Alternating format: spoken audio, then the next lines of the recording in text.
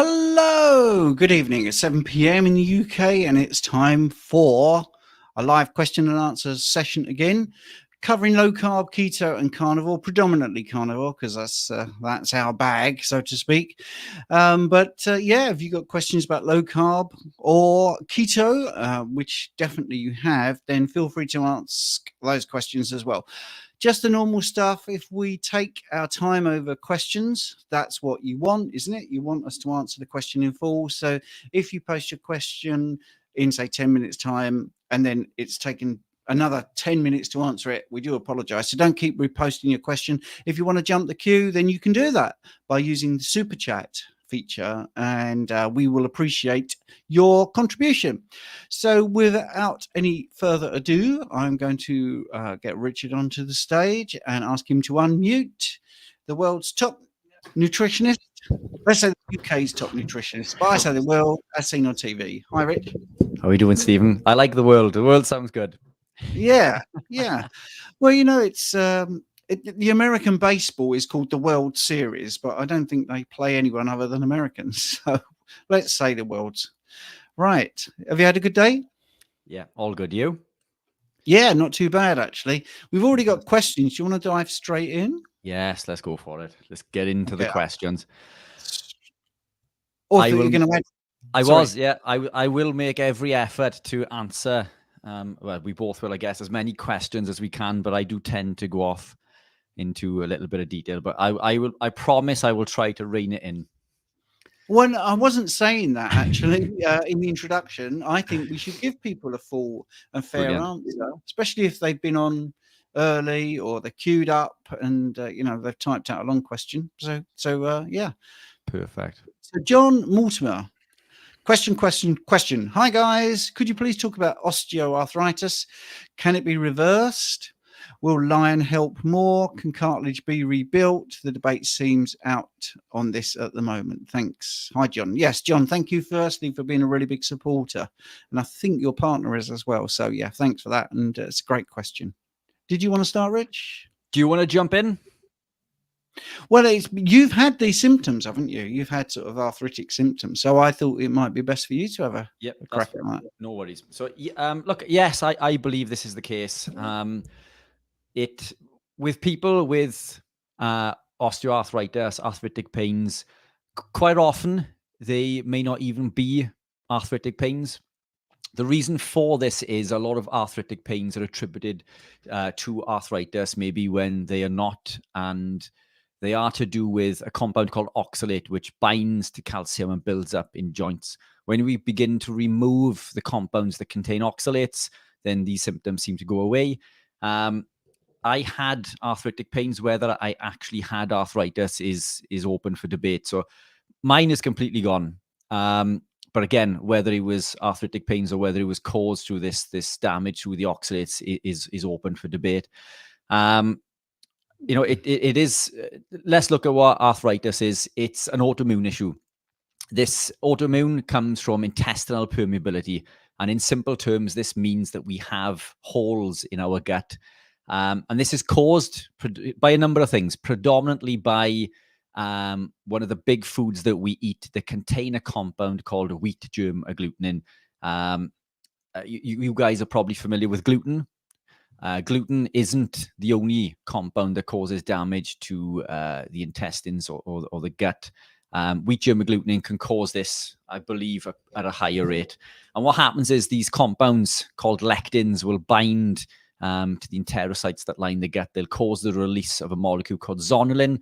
And when zonulin is released, it'll cause a gap to appear in the tight junction. Other compounds can cause this as well through another different mechanisms. It isn't only zonulin release. Other compounds, other types of lectins will cause the release of different molecules that will cause the same gap to appear. But when gaps appear, this allows undigested proteins to travel into the bloodstream where they shouldn't be. So the body creates antibodies to fight them.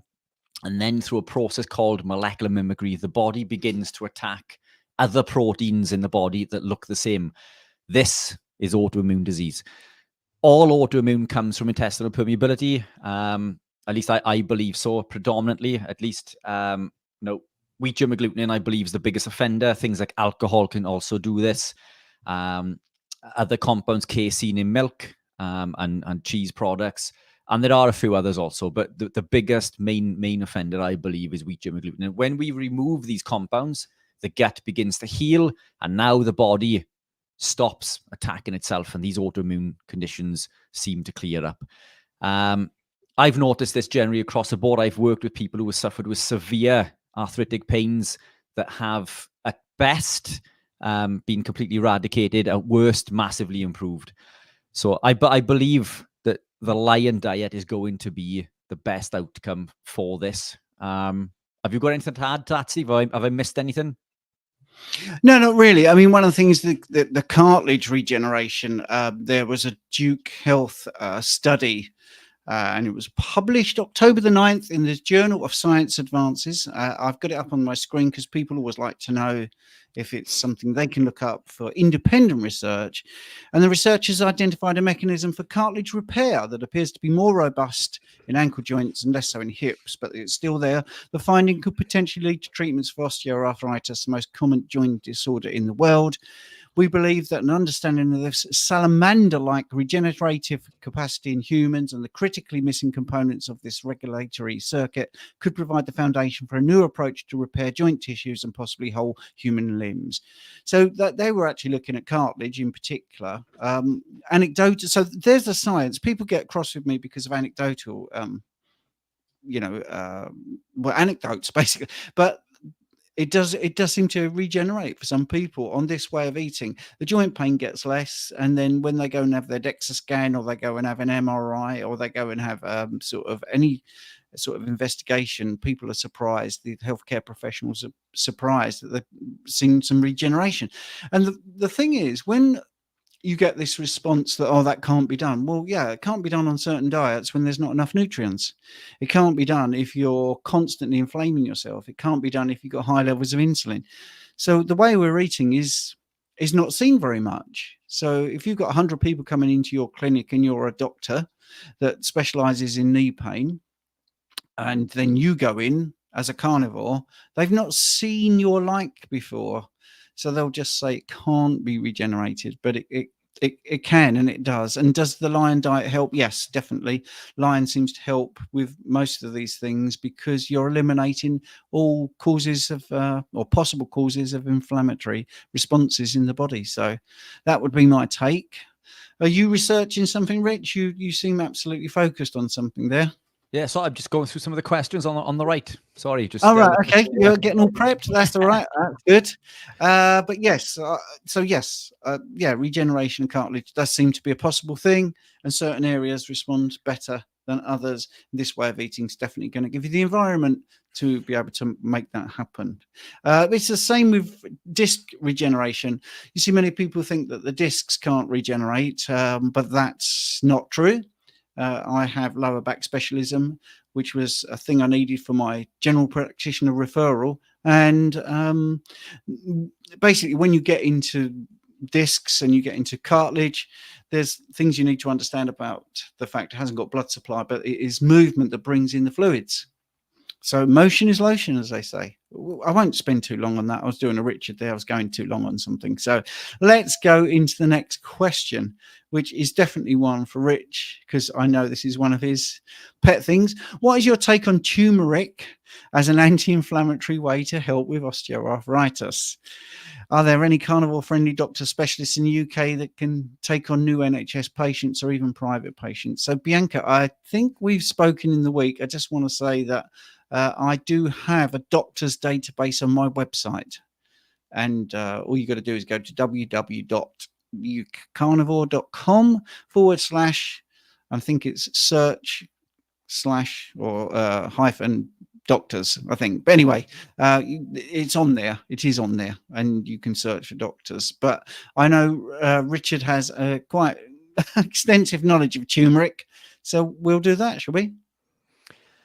Yes, brilliant. So I will keep this as short as I can, but this plays well from the first question from Jonathan. Do not take turmeric. Turmeric is not your friend. Turmeric is incredibly high in these compounds called oxalates. Other things that contain incredibly high levels of oxalates are things like spinach, celery, for example, cocoa powder, many other things. This is easily found online. In fact, there is a website I'll see if I can find later that lists every compound on the planet as far as foods go that contain oxalates and at what level. Oxalates are not good for you. Turmeric does act as an anti-inflammatory, sort of. So if you were to take turmeric, you would see an antioxidant or anti-inflammatory effect. And this is to do with the elicitation of the body's master antioxidant called glutathione. So when we consume this compound, glutathione is elevated, and this confers a benefit. But it doesn't help long-term. And the reason for this is that the pathway that it activates, and you can Google this. I was going to swear that I'm not making stuff up. You can Google this. Turmeric will activate or overexpress something called the NRF2 pathway. The NRF2 pathway is an oxidative stress pathway. It's quite often touted as an antioxidant pathway, but it isn't. It's a pro-oxidant pathway. And the reason for this is that it activates the NRF2 pathway because it's a pro-oxidant, not an antioxidant. And again, you can search this on Google. This is a fact. These compounds are pro-oxidants, not antioxidants.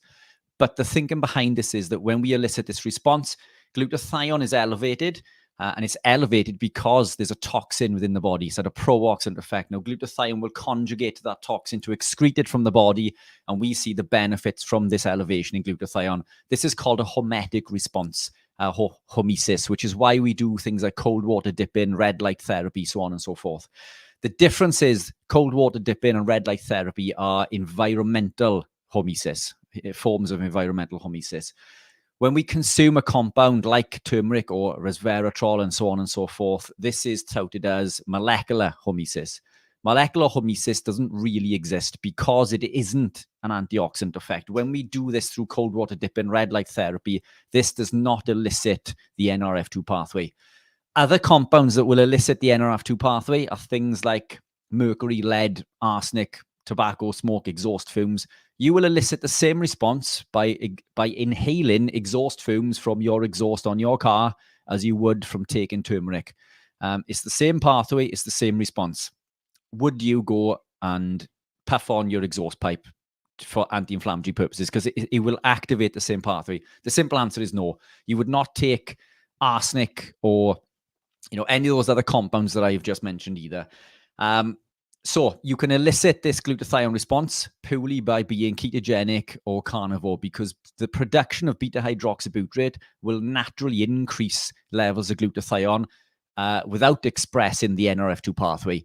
The NRF2 pathway can be expressed initially when gravitating into a ketogenic lifestyle because we are going through a stress, because we're coming from a state of glycolysis, which is not our natural metabolic state, and we need to learn to adapt to become fat adapted and keto adapted once again. This causes a short-term elicitation through that NRF2 pathway, but it only lasts 2 to 3 weeks. Now, the reason that being ketogenic or carnivore and we consume food, the reason this is not molecular is because ketosis is environmental. And by this, I mean that if you were in a state in which you had no food to consume, your body would go into a ketogenic state and you would produce ketones without consuming anything, without putting anything into your mouth, because you're in an environmental situation in which your body needs to go into that state. So ketosis and carnivore is an environmental state. So this is environmental hormesis and not molecular hormesis. These oxalates found in turmeric cause lots of issues. They are the reason why 70 to 80% of kidney stones are formed. Excess amounts of oxalates can build up in the thyroid and cause thyroid damage and lead to hypothyroidism.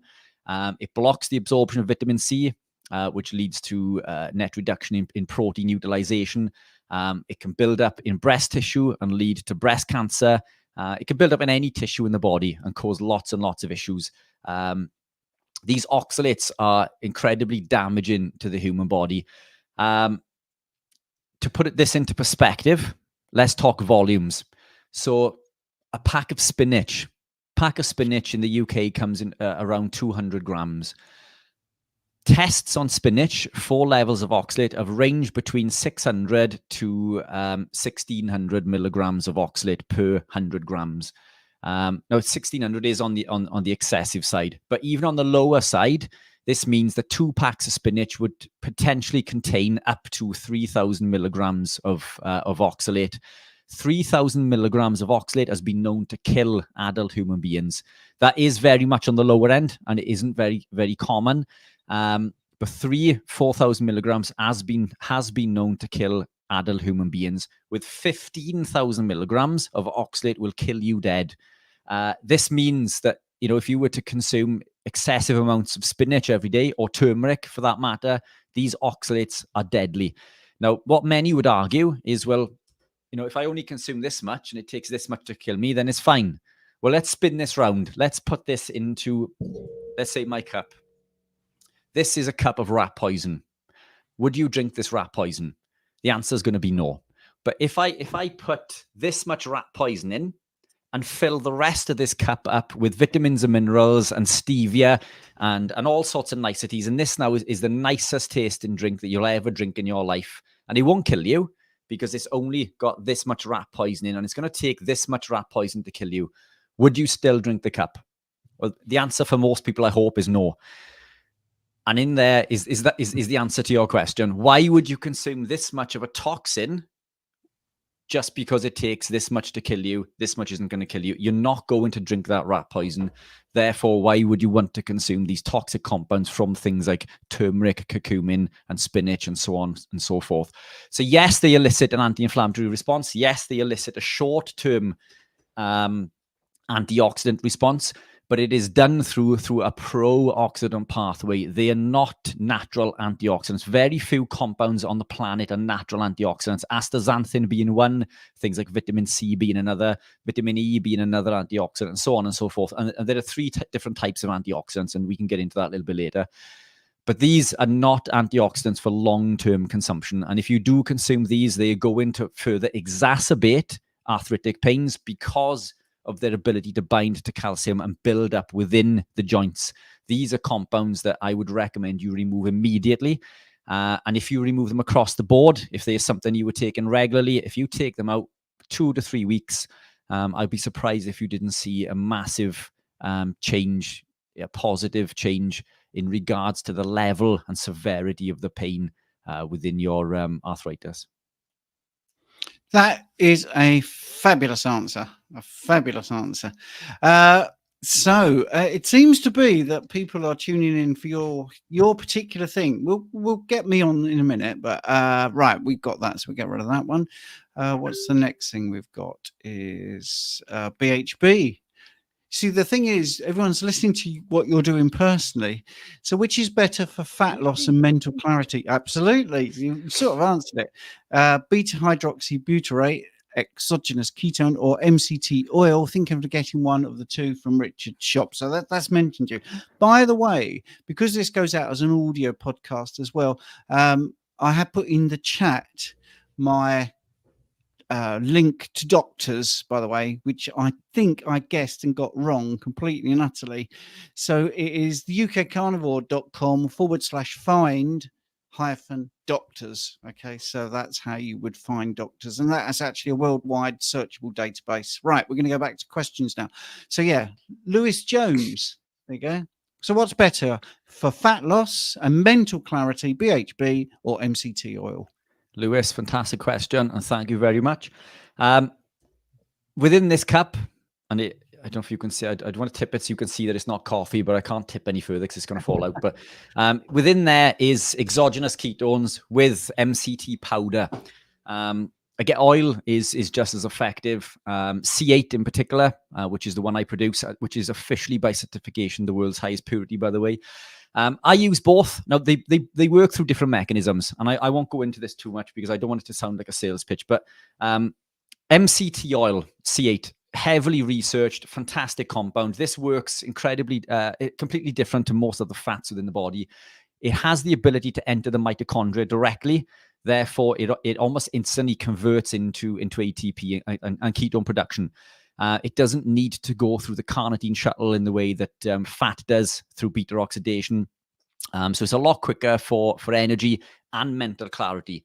The caloric value, and as any of our avid listeners would know, Stephen and I don't work in calories. We don't really believe in the calorie in respect to how they are or they work within the body through traditional means, but there we are, that's a talk for another day. But if you are looking at a caloric value, the MCT, when ingested, is sent straight to the liver through the hepatic portal vein, which means it skips the normal digestive process and it's almost instantly converted into ketones. So that energy value in a caloric state is far less than it would be if it were from fat, a saturated fat, for example. Its ability to convert into ketones will feed the brain, the body, and the heart. It'll breach the blood-brain barrier in the form of beta-hydroxybutyrate, whether you were ketogenic or not. So if you were to take C8, this will produce ketones around, and it does vary from person to person, around, say, 0.5 millimolars, it will increase ketones in an average person. And this is technically a ketogenic state, although that is open for debate is also, and again, we can get more into that as we go on. But 0.5 millimolars is technically a ketogenic state. This will allow the ketones to breach the blood-brain barrier and flood your brain with energy, giving you mental clarity. The production of ketones through the C8 will also elicit and signal the body to produce more ketones. In order to do this, you need to burn body fat. So this will elicit a further fat burning response. But this isn't a miracle powder or lotion portion, whichever thing you want to put on it. By drinking MCT, you're not going to see pounds come off the scale every day. This is just a compound that is going to aid with this transition. It's not a magical formula that's going to allow you to shred pounds and pounds and pounds. But it's fantastic for health. It's one of the, in fact, it's the most antimicrobial substance available without a doctor's prescription. But unlike antibiotics, it doesn't damage your gut. It doesn't damage the gut microbiome. In fact, it's been shown to increase the alpha diversity in the gut and fight off all sorts of nasties as well. Incredible compound. It's the compound that's found in coconut oil. 6% of coconut oil is made up of this C8 or caprylic acid, which is where the benefits come from. And basically what we've done is taken all of these 6% and put them into one bottle. Fantastic compound. Now, BHB works through a different mechanism. BHB technically switches off ketone production endogenously because it floods the body with an exogenous ketone. So it basically tells your body we don't need ketones because they're readily available.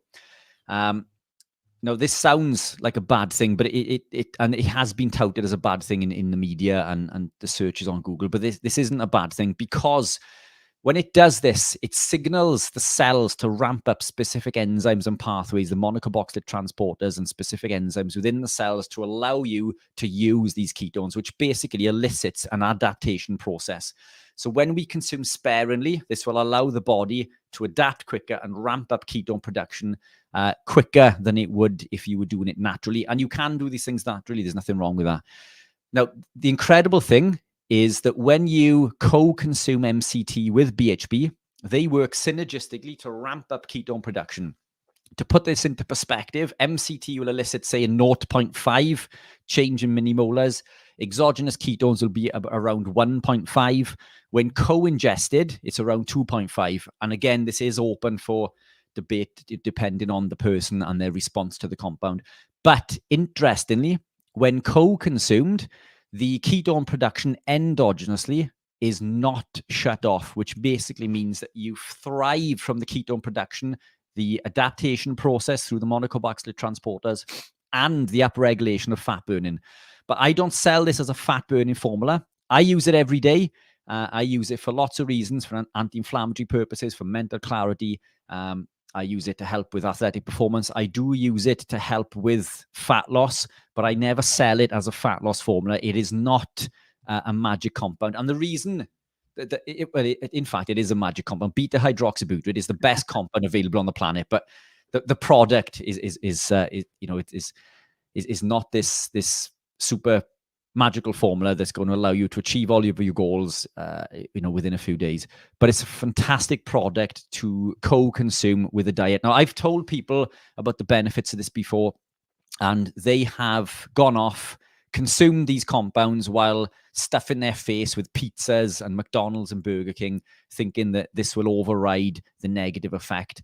And it does to a degree in regards to insulin sensitivity, but that's not what the product's about. The product is about co-consuming this with living a healthy lifestyle and further benefiting from those adaptation processes.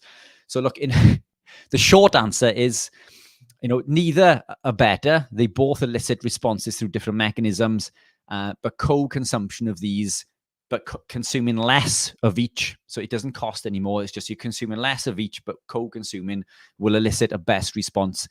We can chat about this in more in detail, Lewis, if you wanted to book a consultation. The link is in the YouTube thing description below on my channel.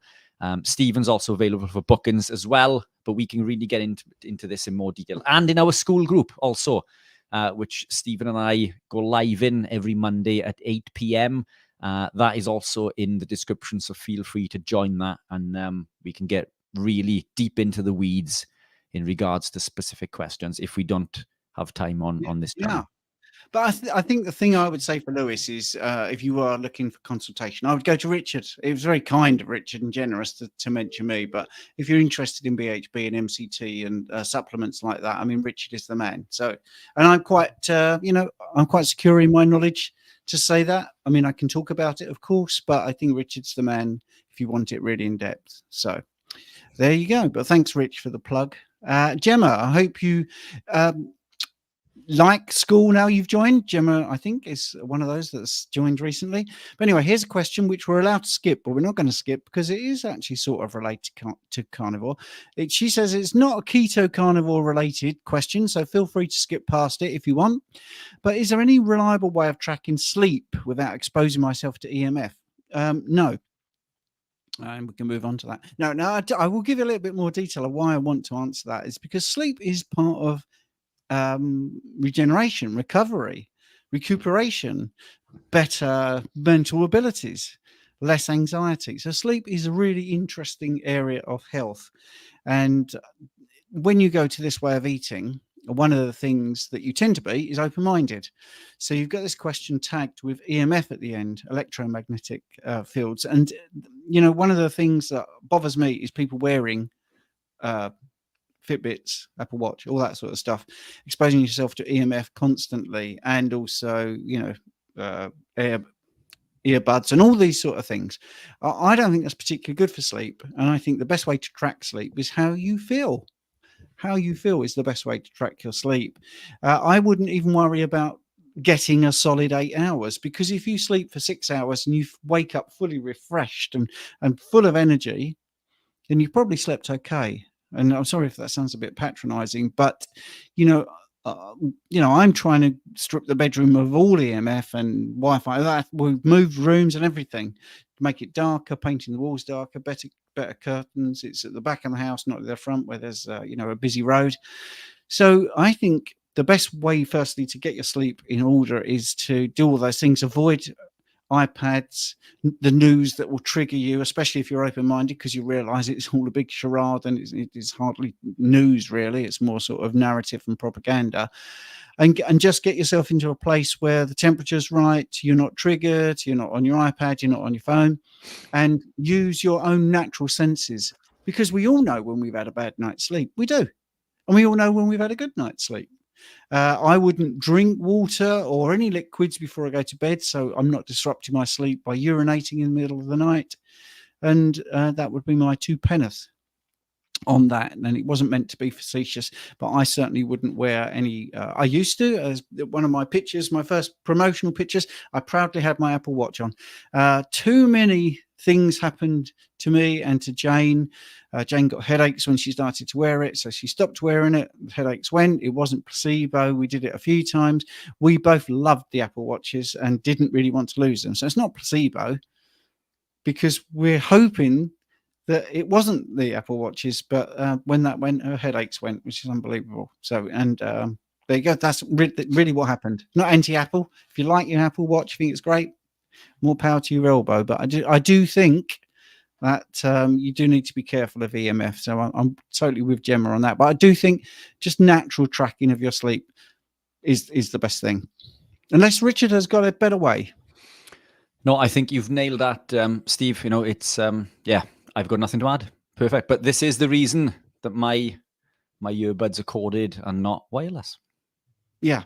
I tell you what, as a deaf person who wears hearing aids, you do not want to be having EMF around the area at all. Right, Gaza here. This is a sort of two-part question, but I want to cover this, and I want to just broaden it out once we've read the question into normative values and all this stuff. Right, so Gaza's asking, is lower T3 on carnivore normal? Is lower T3 on carnivore normal due to the increased sensitivity to T3? No, it's not about sensitivity. It's about it's not needed so much.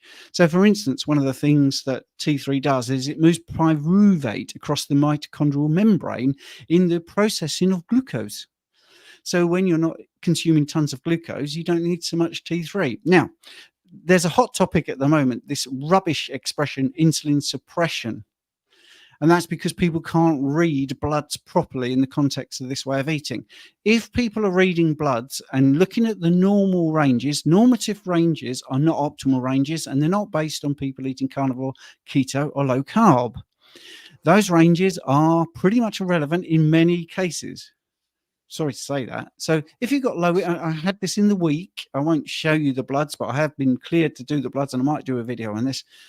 The guy was worried because the insulin was very low. It was under the normal range, but his other markers were perfect, absolutely perfect. And he was worried about insulin suppression. And I said, well, hang on a minute. Let's look at this properly. You've got very low insulin and your glucose management is fantastic. Your glucose is there. The fasted glucose was, I think, 88 off the top of my head. It might have been 78. But anyway, it's good. I said, now imagine what would actually be the situation if you had more insulin? Well, I tell you what you'd have a hypoglycemic reading. You would be hypoglycemic. It's called insulin shock.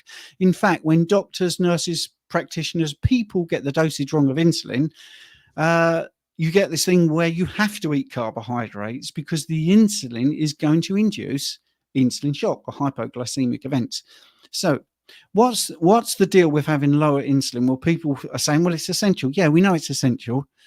Your beta cells are not packing up. There's more evidence that many adults are running out of capabilities to produce insulin because there's too much demand from the stupid things that people are eating. So I would say you are not actually in a range that's dangerous. You're in a range that's probably normal for humans who have lived this long and been eating properly. That's it. You've got to look that we're not adapting to a different way of eating. We are going back to how we should be eating. And we've spent however many years eating the wrong things and we adapted to that. So we're now resetting. So I was very pleased to see Amy Berger, who's quite a big influencer, not like me, a little sort of fly in the ointment of Big Pharma, saying the same thing. There are a lot of people out there saying we need to look at blood ranges in a different way, more in the context. I'm not flogging my book, by the way. I have got a book about this, but it's because I'm passionate that we are looking at things incorrectly. If you've got low insulin and your blood readings are all great, your blood glucose, your daily blood glucose, your average blood glucose, you're not getting muscle wastage, you're not feeling dizzy, then that's a good situation. Okay, so going back to the original question, is lower T3 on carnivore normal due to increased sensitivity to T3? Yes, there may be increased sensitivity, but it's more to do with the fact that it's not being used to move pyruvate across the mitochondrial membrane. That's a basic thing. So, but then we've got the two parts to this question. Is any attempt to increase thyroid output with supplements to a so-called normal range, therefore effectively creating a hyperthyroid state due to that increased sensitivity? Which, you see, if you go with the first bit, if you think it's down to increased sensitivity, then yes, that's a really good question. But what we should be saying is lower T3 is normal because you're not using T3 to move pyruvate across the mitochondrial membrane because you're not processing glucose like that. So it's a good question, but I just think it's framed wrong. I'm really happy if Rich has got a completely different take on it. Thyroid is a big deal for me. I know a lot about the thyroid. I think Rich knows that I'm into that. the function of it, but I'm quite happy. And this is why I love this chat. It's live. So if Richard's got something different, I'm all ears to hear if there is a different thing to say. All good. Completely agree. There you go. You see, I genuinely didn't know that. It wasn't scripted. You see, this is it. Because the reason I'm going on about this is the next question is sort of related. So we've got Paul Saladino here. I know it isn't Paul Saladino. Someone misread it and thought it was. My C-peptide results are at the bottom of the range. I stopped my metformin because study shows it lowers insulin production. Any input? Right. And so again, C-peptide, for people that don't know, C-peptide is in the vesicle. When insulin is being produced, C-peptide is part of the vesicle. And then what happens? Insulin is released from the vesicle and C-peptide is cleaved off. So it's a proxy marker for the production of insulin. Great proxy marker. Now, why is C-peptide better than insulin? Because insulin has a half-life, or it decays quicker, I should say, than C-peptide. So C-peptide is floating around a bit longer, so there's more chance to get a decent reading, and also insulin is used in lots of functions. So C-peptide is this great proxy marker. Now, if it's low in inverted commas, or bottom of the range, well, is that because you're making less insulin? Probably yes. Is it because you don't need so much insulin? There you go. Probably yes. And that's it, because you're not doing what the normal range is reflecting. People who eat 60% plus carbohydrates need more insulin. So those ranges relate. Sorry, I'm flogging a dead horse here. I don't really mean to, but it's the third question. It's got the same problem, and that is the normal range is not reflecting the diet. It's like if you're a 40-year-old guy like Rich, and he's looking at his performance stats and he compares them to the range of a carbohydrate-based athlete who's been running for 1 year and is 15 years old, or a schoolboy range, it's totally irrelevant. And I think we've got to start looking at these normal ranges and saying, right, what is the actual relevance here? It's a sort of benchmark, but it's not relevant to the way we're eating. We need to look at it all in context. So what is my insulin level, and what impact is it having on all the other markers? Fasted insulin, fasted glucose, my clinical presentation, my muscle mass. And that's important. That's the important things, I think. So if you want to add more on that, then you certainly can. No, spot on. I was just laughing when you said if you were a 40-year-old guy, and in my head I was picturing this old guy, and then you said me, and I forgot that I was 40. So. But no, I mean, yeah, I had a consult with a gentleman this week, and we went into ranges and how these results need to be looked at in a different way when we live this lifestyle, and for a number of different reasons. But I think you've covered most of them there. But just looking at the question, I'd just like to circle back to one of the other things that Paul's mentioned, if I can find it, in regards to Lewis was asking the questions about the MCT and the exogenous ketones. And Paul said that he hasn't tried any due to the cost, and Dr. Berry says that there's no real need for them. When we speak about these products, we're not trying to upsell these products by any means. You can live an incredibly the healthiest lifestyle, product-free, supplement-free, if you like. But I think we shouldn't dismiss the potential for supplementation in specific areas. I'm probably one of the strictest carnivores on the planet, probably stricter than Dr. Berry. I become European champion at a pro level, which I don't think there's many carnivores on the planet that have also done that. Gravitated into running and achieving incredible things. One of my guys, Mickey Davis, who competed in the European Championships yesterday, won, and he is now number 1 in Europe. He's carnivore, ex-vegan, supplements with MCT and ketones every day. So you can live a lifestyle and you can become fit and healthy, and you can reach, the upper levels of the restraints within that. If you want to achieve extraordinary things, then this is what these products can allow you to do. Or if you want something to help along the way, these people that say that these compounds don't help or confer benefits haven't achieved half of what I have in the athletic world after coming from a lifestyle of being clinically obese and type 2 diabetic and so on and so forth. And I'd like to think that I'm in better shape than most of these people who do put these compounds down. And that's not putting them down in any way, but I think that it's easy to get people look at some studies in a two-dimensional thing in regards to ketones and how they suppress ketone production, which is what we mentioned first and foremost. But there are positives to these things. These are compounds that I've used my entire journey, and I'm absolutely thriving on them. You don't need to use them, but they are there for a purpose should you wish to achieve things outside that box and run 17-minute 5Ks and 1 hour 20 half marathons and become European champions at various sports and so on and so forth. So there are benefits to these compounds, but you don't need them to be fit and healthy. All you need to do is live an animal-based lifestyle, predominantly consume beef and lamb with some salt and water, and you will be thriving.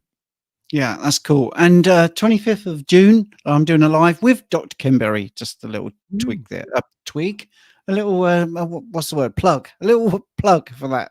We're going to talk about the American Diabetes Society, which he's setting up in competition to the American Diabetes Association. Actually, what he's trying to do is make people fit and healthy and not be diabetic, which is what the ADA are not doing very well. I'm just going to jump a question, Rich, because this is where I was going with this, because Matthew's asking about fluoride. Now, if you're a carnivore, and this is where ranges and T3 is going to be a bit convoluted, but it will make total sense. You start, because you're open-minded, you start questioning things like tap water. Okay, so many people I speak to in this space, keto, low carb, and carnivore, especially carnivore, do avoid fluoride and do avoid tap water. I do, and I've been doing that for a long time. Now, why is that relating to T3? Well, because one of the problems with fluoride, well, let's go into the thyroid. So the thyroid absorbs iodine, changes it to iodide, and combines it with an amino acid, tyrosine, and it goes on to make thyroid hormone. Okay, it makes T4 and a little bit of T3, right? And so fluoride has been shown to displace iodine. So therefore, you have a thyroid gland that's absorbing fluoride, and that disrupts the production of tyrosine and going on to make on thyroid hormone. So there's another reason then, if you're on carnivore, why you might need less T3, because you've got a better functioning thyroid. All right. So anyway, I'm going to read the question out now. So, hi, Stephen and Richard. Why is fluoride toxic for humans to ingest? Dentists recommend it for good oral health. Not all dentists. They certainly don't. Many dentists actually fault it going into the water supply, because dentists that were switched on thought it would be better. I mean, this is all documented, not to put fluoride in the water, but to change dietary advice. But of course, the Sugar Research Foundation and other people put their oar in. Does iodine bind to fluoride and remove it from the body? Well, yeah, I've just sort of answered that. But there are other takes on fluoride, which I think Rich might have, because I would imagine that's something you want to talk about very briefly. Yeah, it's incredibly damaging to the body, especially with pregnant women with newborns. It's been known to damage DNA, lead and contribute to arthritic pains, bone damage, and osteoporosis, joint pain in particular. Lots of toxic problems within the body. It's a compound that I avidly try to avoid. I don't use toothpaste. I brush my teeth with just a toothbrush with water. My teeth seem to be in better shape than they've ever been. I had incredibly bad teeth many, many years ago. They were crumbling away. And since becoming, and I was one of these people who would brush my teeth, 3-4 times a day. I was an avid toothpaste user and believer in things like fluoride. But as you say, once you come into this lifestyle and you begin to move down a rabbit hole, and once you understand that everything that we're told about health and well-being and nutrition is upside down, and you realize that the powers that be that are contributing to this are misinforming, then you begin to question everything and you start to look into these things. And fluoride is one of these things that is we're touted. It's touted as a compound that is good for us. but I personally believe it to be detrimental. So, I try to avoid at all costs. Cool. This is a nice question from Once a Week Man, which always makes me laugh, that name. I eat eggs nearly every day, but our hunter-gatherer ancestors would have eaten eggs only occasionally. What's your take on eggs? I love eggs, but again, I think eggs is one of the compounds on a carnivore lifestyle that can still cause problems. So when we look at a carnivore lifestyle, we think of any compound that is protein or animal proteins, but there are still certain groups of people who will suffer with intestinal permeability and other issues. And these compounds are things such as eggs, milk, cheese, even A2, seafood, particularly shellfish, coffee. All of these things are deemed to be, carnivore type foods. But there are certain people who need to remove all of these and just eat nothing but beef, lamb, and salt. Eggs contains a protein called overmucoid, which is a trypsin inhibitor, and trypsin is a protein that allows us to digest and absorb and process other proteins. So it can cause problems. It can cause gastro distress in some people, and it can negate the body's ability to absorb specific proteins. But that said, these issues are, I believe, are not in the masses. I believe it's one of these things that is minimal. So very few of us seem to suffer with these issues.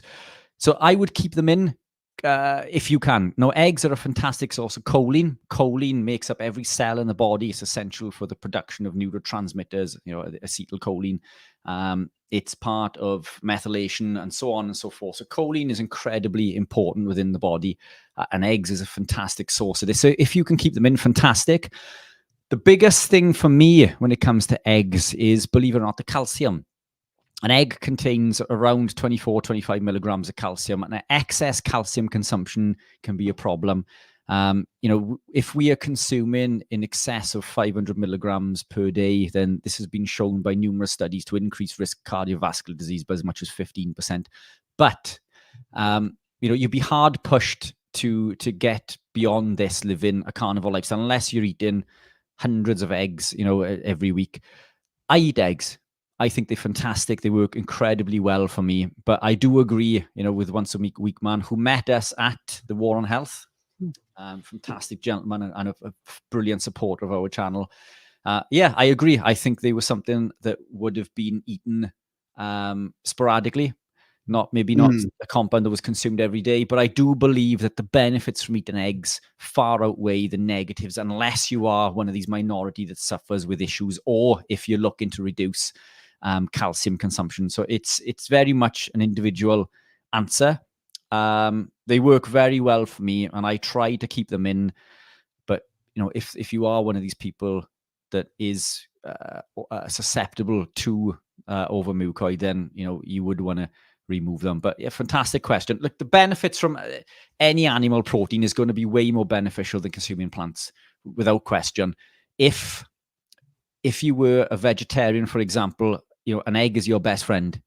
Many vegetarians, obviously a vegan's not going to be consuming eggs, but a vegetarian would. This could be the only source of their nutrients, because plants do not contain high amounts of vitamins and minerals, contrary to popular belief. An egg is a fantastic source of all of these compounds.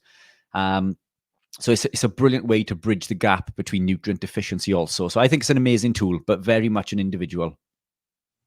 Yeah, and I think I like the question because it does touch on something that we don't really talk about. But yeah, eggs would have been a sort of seasonal spring nesting season would be the abundance of eggs. So yeah, I get what he's saying. They wouldn't have been readily available. But of course, once you started to domesticate animals, then the availability of eggs, which is a fantastic food, very nutrient dense, would have gone up. But it is a great question, and I think Lily Kane has done a fantastic video about 3 or 4 weeks ago about I've been eating eggs wrong, and she found that over a certain amount of eggs she started having problems. So you do have to look at, well, with anything you can have too much of anything. You can have too much water, so just eat eggs to your tolerance. I think that would be what Rich is saying, and that's what I feel as well. I mean, I don't eat lots of eggs.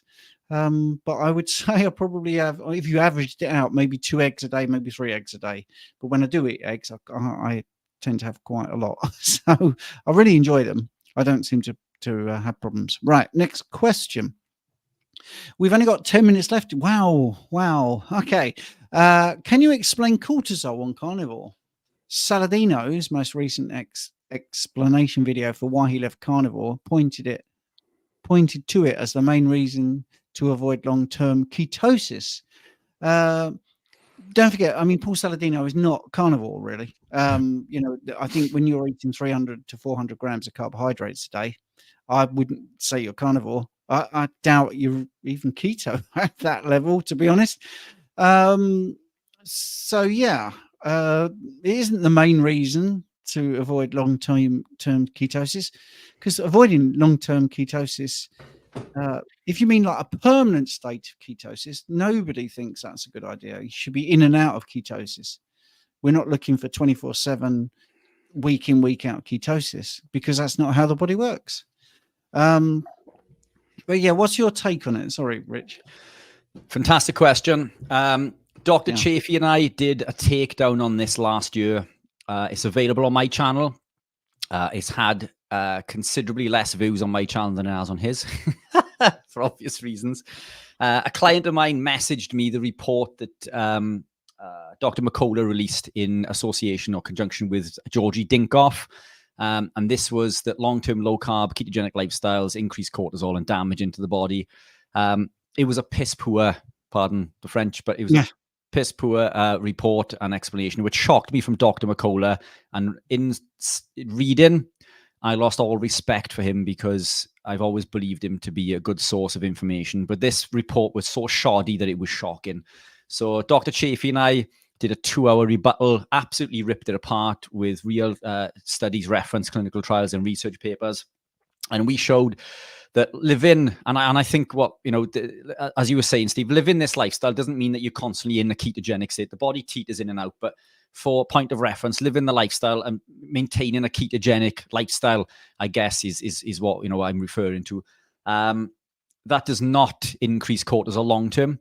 There are a number of reasons why we would see an increase. As we adopt a lifestyle, we begin to increase the coffee intake, which can have effect on cortisol. We begin to fast for longer, which can affect cortisol initially. All of these studies that were referenced were short studies. I think the longest one you referenced was like 3 weeks. There may be ones longer. I can't remember. This was last year, but we comfortably went through and ripped them apart.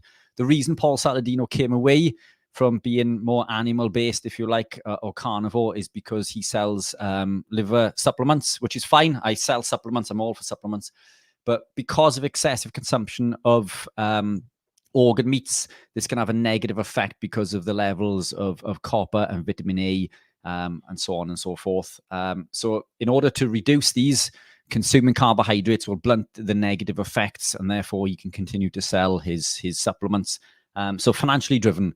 Paul Saladino wasn't carnivore for a long time. I've been carnivore for probably 6 years, ketogenic for 11 years, and absolutely thriving. Dr. Chafee's been carnivore for over 20. Stephen's been carnivore for many, many years also. We've been carnivore considerably longer than Saladino. My cortisol is not elevated. There are tests you can do with DHEA to show the correlation, because these work against each other. Cortisol tests are flawed. Check out the video. We run out of time and I can see there's a super chat here. So check out the video on my channel. We completely rip it apart. It's a fallacy. Cortisol is not elevated and the studies are all referenced and we can prove that. Yes. So Ribeye Rob is looking forward to receiving your unflavored electrolytes. I will let you know how I get on with them. Great show as always. Thank you, Ribeye Rob. That's really kind of you. Absolutely. Thank you, Ribeye Rob. Just a quick thing on the unflavored. They do contain one of those compounds that we mentioned earlier, astaxanthin, which is one of the world's most potent antioxidants. It does taste fishy. It's a compound that has a fishy taste. If you are a hardened carnivore, these are going to be fine. If you're a little bit, thing when it comes to taste, they taste absolutely awful. But there are no nasties in there, and the benefits from the astaxanthin are tenfold. So these are for the hardened carnivore community, not for someone who's new to the lifestyle, expecting it not to taste of anything, because they taste of the seaside, is what many have told me. So Ribeye Rob, let me know what you think. Come back and keep us updated. It'd be super exciting to hear your thoughts and how you get on with those. Yeah, and apologies for people that have put questions. We won't get to them all. This is why we tag on another half an hour on a different platform, which rhymes with apple crumble, and also why we have got a successful school community, which is $4 a month to join, where we have a live question and answer on a Monday at 5 p.m. UK time, where you can get your questions in, but you can also put your question into the community, and we'll answer them sort of text-based as well. So if you're interested in that, there's a link in the description to the school community. Right, last question, I think, before we go over to Apple Crumble. How well does carnivore work with anaerobic training, powerlifting more specifically? Wouldn't exogenous glucose stimulate glycogen regeneration in the muscle that is necessary for force production? Wow, right. 5 minutes to get, I mean, this is an entire episode on itself, which we have covered. These videos are available on both channels of Stephen's and mine. Look, really quickly, anaerobic. This was me when I was bodybuilding, and I went on to become professional and European champion. I didn't just have big muscles; I was incredibly strong. My at 75k when I was at sort of comp weight, I used to live around 90k. I'm 70 now because I've come away from powerlifting and bodybuilding, and now I do triathlon training or duathlon training, running and cycling. But my bench press was 165k. My deadlift was 230, and my squat was 190. Which the squat sort of let me down there, but the bench press and the deadlift are pretty high for someone who weighed between 70 to 75k. I was pretty much one of the strongest people in the gym and ranked in the top 10 in the UK in all federations between tested and non-tested, which is why I was going to go into powerlifting. So carnivore is the creme de la creme if you want to excel in any sport. It's exceptionally incredible for endurance sports, as well as strength and power. So carbs do not build muscle. Yes, glucose will store in the muscle as glycogen, but it does this because glucose is a poison. This is why insulin is elicited, to pull the glucose from the blood in order to save your life. Yes, it does add volume to the muscle. So for every 1 gram of glycogen stored, we will store 3 to 4 grams of water, which does enable us to lift. It's not the power that's elicited, as in the energy created from this. It's the leverage in the muscle. We can do this or manipulate this. And let's take it back a step. The power sort of glycolysis is not the energy system we use for power. It's the PC system, the phosphocreatine energy system, which we can upregulate through the supplementation of creatine monohydrate anyway. This will also elicit water retention in the muscle, which can offset some of the glycogen lost initially. But it's also important to remember that when you adapt in a carnivore lifestyle, the hydrogen ions are buffered within the muscle. So we have the ability to send lactate to the liver when it builds up, and the liver will recycle it and send it back to the muscle as glycogen at a higher rate than a carbohydrate athlete. So as we adapt, and there is an adaptation process within this, we have the ability to fill muscle glycogen, and we've proven this through muscle biopsy testing, that an adapted ketogenic athlete will hold and contain just as much, if not more, glycogen made endogenously through gluconeogenesis and so on and so forth within the body comparative to our counterparts. So we don't lose muscle. We lose muscle glycogen initially, but as we adapt, we have the ability to store this. But the beauty is we also store more fat in the muscle in the intracellular myolipids. So now we have more volume in the muscle. We tend to be consuming more salt, which also allows more water retention again. So we have the ability to be bigger, stronger, more leveraged, while carrying less weight also because of the way that the glycogen is stored and without the muscle. So if we are competing, we can hit lower weight categories. We'd be carrying a lot less body fat. So if we were competing in powerlifting, for example, we would have more power in regards to power to weight ratio. But this is the creme de la creme. But the short is that we still create muscle glycogen just endogenously. There is an adaptation period and it does take some time, but if you are willing to make that change, you will become fitter and stronger living this lifestyle than your counterpart on carbohydrate. Brilliant. Thank you, Rich. With 30 seconds left to go, in the chat, I put a link to our next 30 minutes, which is on the platform which rhymes with Apple Crumble. And it would be nice to see you over there. Thanks to everybody that has posted a question. If you really want your questions answered and you're frustrated, you could always join our school community and get your question answered there. Don't forget, we do this free every single Sunday, starting at 7 p.m. in the UK, and we do it for an hour, and then we do another half hour. So you could also see us on Tuesday night, Carnivore Team GB. We're part of the panel. Richard sometimes does it. I sometimes do it as well. That's again another hour, which is free. Got the fantastic people like Carnivore Muscle on there as well, and the Kent Carnivore. Anyway, for those of you that have been watching us on YouTube, I want to thank you very much indeed. Hopefully you will join us at the other platform, and if you cut and paste your question, you can put it in over there. Thanks very much. Thank you all. And we will see